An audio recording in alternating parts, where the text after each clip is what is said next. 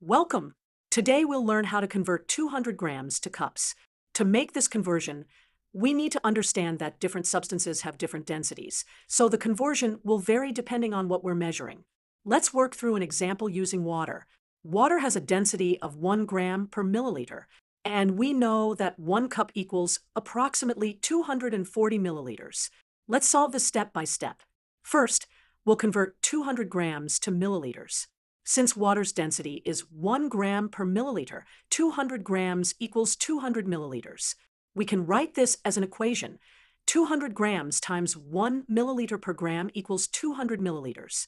Now, let's convert 200 milliliters to cups.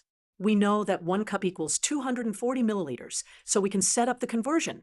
200 milliliters times 1 cup per 240 milliliters equals 0.83 cups.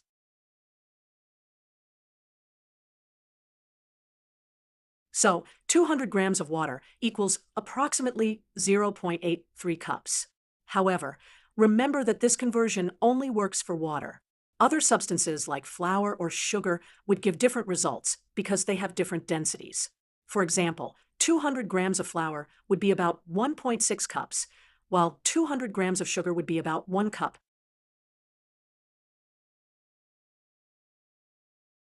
When converting between grams and cups, always remember to consider the density of the substance you're measuring.